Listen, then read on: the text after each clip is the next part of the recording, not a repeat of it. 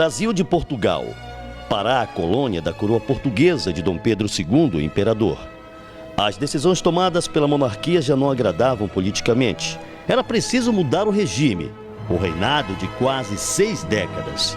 O desejo de mudança ecoou por todo o país e no Pará as lideranças contrárias à coroa realizavam reuniões para encontrar a melhor forma de destituir Portugal e instaurar um novo modelo de governo.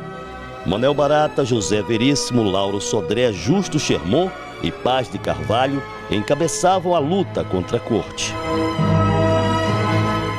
Os republicanos, como eram chamados, costumavam realizar reuniões periódicas.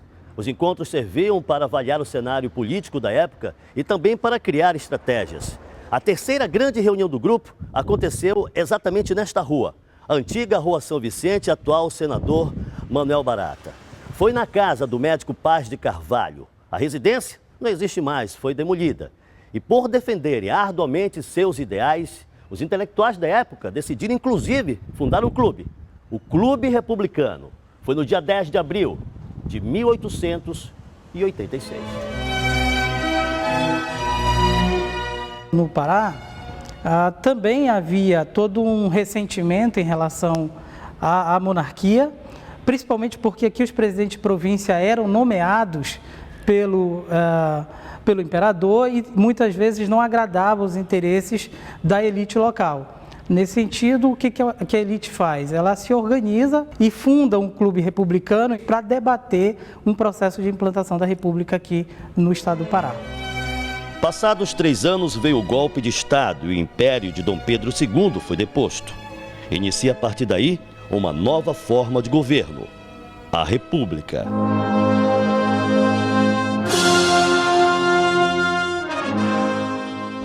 A implantação da República no Brasil, ela se dá em 1889, principalmente levando em consideração os elementos do positivismo, que era uma doutrina daquela ocasião. E essa doutrina, que começa na França e se espalha pelo mundo de uma maneira geral, chega ao Brasil e, no caso do Pará, a gente vai ter também esses republicanos, né, criando ou levando adiante esse processo de se colocar contra a monarquia, naquilo que o próprio Paz de Carvalho dizia que era um regime asfixiante, que impedia o desenvolvimento do Brasil. No dia seguinte, o Pará declara sua adesão. Em cima desta mesa, Paz de Carvalho discursou para o povo e anunciou a boa nova às milhares de pessoas que o assistiam em frente ao Palácio do Governo. Nessa mesa, o visitante pode observar, né, esse fragmento, né, essas entrelinhas da ata, na qual informa que o Paz de Carvalho subiu na mesa para impor a sua autoridade em nome da República para enfatizar esse ato de proclamação da República. Com a República vieram as grandes realizações. O Pará da Belle Époque prosperou. Tecnologias foram importadas da Inglaterra, França. Começa o apogeu sustentado pelo poder econômico da borracha. Marechal Deodoro da Fonseca foi o primeiro presidente republicano. Lauro Sodré assume o governo paraense após a renúncia de Silvino Cavalcante de Albuquerque. Mais tarde, Paz de Carvalho sucede e faz um governo de grandes realizações. O que a gente tem de mais contundente sobre ele é o investimento que ele faz, principalmente no setor de abastecimento de água. Além disso, ele foi responsável pela implantação do nome do Museu Paraense a ser chamado Museu Paraense Emílio Guedes. Então, as grandes obras que Belém viveu na época da borracha, com Antônio Lemos, todo o estudo anterior para a implantação dessas grandes obras ou dessas grandes reformas foi feito na administração dele. José Paz de Carvalho nasceu em Belém em 1850.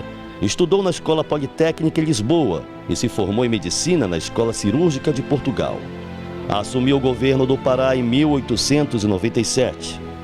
Seu mandato se estendeu até fevereiro de 1901. Foi deputado provincial, senador por 5 vezes e concorreu à vice-presidência da República.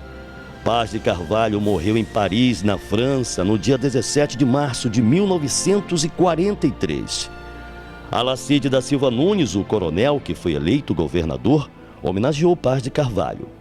Em 1975, mandou exumar os restos mortais do republicano e os depositou no interior do palácio.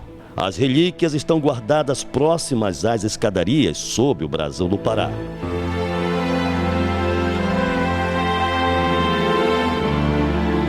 O Estado e a Amazônia devem muito ao trabalho de Paz de Carvalho, um homem sempre preocupado com a população e com os rumos da política regional. Do ponto de vista político, um grande homem para a história da Amazônia. E aí por quê?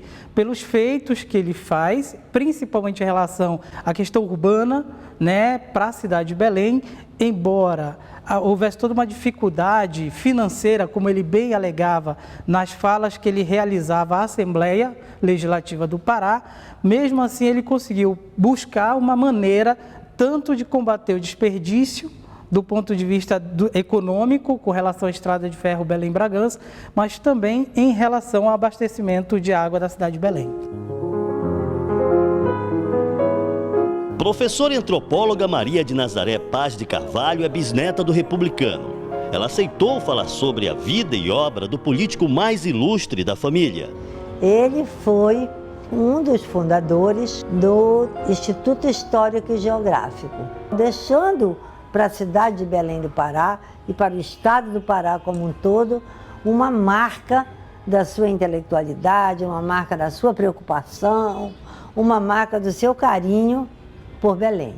Na casa da aposentada estão preservados até hoje louças de porcelana e parte da mobília que pertenceu ao bisavô. Se diz honrada por levar Paz de Carvalho no sobrenome. Como professora, a primeira pergunta que meus alunos me fazem: professora, por que Paz de Carvalho? A senhora é dona do Colégio Paz de Carvalho? Não, eu sou bisneta do velho Paz de Carvalho. Ele foi homenageado enquanto governador. E é uma forma também de divulgar a pessoa, o trabalho, as ideias e, sobretudo, as ações do Paz de Carvalho. A mais antiga instituição de ensino do Pará é uma homenagem ao republicano. A Escola Estadual Paz de Carvalho, no Centro Comercial de Belém, é renomada e desfruta de grande respeito nacional.